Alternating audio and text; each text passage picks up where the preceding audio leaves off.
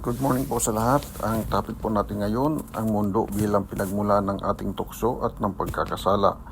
Kung ang mga makamundong kaisipan ang ipairal natin po sa ating buhay, tuluyan tayong malalayo sa Panginoon. Kaya po, tingnan po natin ang kaibahan ng sabi ng mundo at ng langit para tayo po makapag-decide, makapagpili tayo kung saan natin gusto. Sa topic po natin, gamitin po natin ang salitang sala. Ang sabi ng mundo at ang langit na sistema. Ito po ay bibigyan natin ng mga sampol. Mga 4 lang po na sampol dahil kung ubusin po natin, tatagal po tayo. Una pong sampol, ang sabi po ng mundo sa kasarian, sundin ang nararamdaman o ang puso dahil mahal tayo ng Diyos. Huwag po nating gamitin ang kalayaan natin para magalit ang Panginoon sa atin. Huwag din po natin gamitin ang kalayaan natin na baguhin ang mga nilikha ng Panginoon. Sabi nga po sa Genesis 6:5, nakita ng Panginoon na napakasama na ng tao sa lupa at ang bawat haka ng mga pag-iisip ng kanyang puso ay palagi na lamang masama. Kaya po huwag nating panghawakan na kumutanggap po ng Panginoon na masama ang ating puso ay tuloy na tayong gagawa ng kasamaan. Ang langit na sistema at ang sabi ng Biblia ay ang dinalang ng Diyos ay lalaki at babae lamang. Sabi nga po sa Genesis 1:27, kaya nilalang ng Diyos ang tao ayon sa kanyang sariling larawan. Ayon sa larawan ng Diyos siya nilalang. Sila ay kanyang nilalang na lalaki at babae. Kaya po lalaki at babae lang po ang kasarian na nilalang ng Diyos. Isa-isip po natin yan. Isa pa, sa larawan ng Diyos tayo nilalang niya. Huwag nating baguhin ang plano niya. Pangalawang halimbawa, sabi ng mundo sa pagkuha ng di atin, okay lang kumuha ng di atin kasi wala namang nakakaalam at maliit lang na bagay. Sabi po sa Kawikaan 17, mas masarap ang tubig na ninakaw at mas masarap ang pagkain na kinakain ng lihim.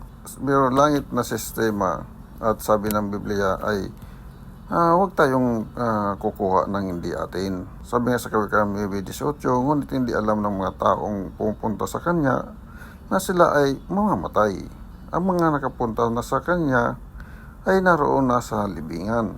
At sabi pa po sa Exodus 20:15, huwag kayong magnakaw. Kaya po, ano man na bagay, maliit, malaki, nakikita, hindi nakikita, huwag tayong kukuha po. Ingat po tayo kasi ano man na bagay na hindi atin at kinuha natin ay pagnanakaw pa rin yon. Ang pangatlong halimbawa po ay sabi ng mundo sa pakikipagrelasyon, okay lang na magsama kahit di kasal basta nagmamahalan kami. Okay lang mag-sex kasi mahal namin isa't isa. Sinasabi pa nila na okay lang dahil yan ang uso ngayon. Langit na sistema at sabi ng Biblia na kailangan po natin na may basmas ng Panginoon. Sabi nga po sa Hebrew 13:4, maging marangal nawa sa lahat ang pag-aasawa at huwag nawang magkadungis ang higaan, sapagkat ang mga hapakiapid at ang mga mapangalon niya ay pawang hahatulan ng Diyos. Kailangan na pakasal po tayo para may basbas sa Panginoon Diyos. Ang pagsasama ng di kasal ay isang pagkikiapid at isipin po natin na mahaharang po ang mga biyaya ng Panginoon kung di po tayo magpapakasal at magkasama tayo na hindi naman tayo kasal. Ang pangapat po na halimbawa, sabi ng mundo sa kaligtasan, mabait naman ako at wala naman akong ginawang malaking kasalanan kaya maliligtas ako. Ang langit at na sistema at sabi ng Biblia ay maliligtas tayo dahil lang sa Panginoong Hesus, sa ating pananampalataya sa Kanya at dahil sa Kanyang pag-ibig. Sabi sa Episo 2:8-9, dahil sa biyaya ng Diyos, naligtas kayo nang sumampalataya kayo kay Kristo. Kaloob ito ng Diyos at hindi galing sa inyo.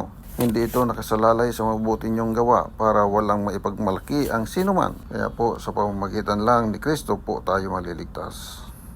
Yan po, dahil walang iba na pangalan dito sa mundong ito na binigay ang Panginoon kundi sa pangalan ni Jesucristo. Maliligtas po tayo sa ngalan ni Jesucristo lang at sa ating pananalig sa Kanya. Kung di natin siya tanggapin, walang mangyari sa atin. Kaya po tanggapin natin hindi pa po natin tinatanggap ang Panginoon Hesus, tanggapin po natin sa ating puso si Jesus. At magpakumbaba po tayo sa Kanya. Tanggapin natin talagang nagkakasala tayo. At sa totoo lang, magkakasala pa rin tayo hanggang nandito tayo sa mundong ito. Pero hindi ibig sabihin, tuluyan tayo magkasala. Ang kailangan po talaga natin, ipabaya natin sa ating Panginoon ang buhay natin. Sikapin natin na maiwasan natin ang pagkakasala. Salamat po. God bless.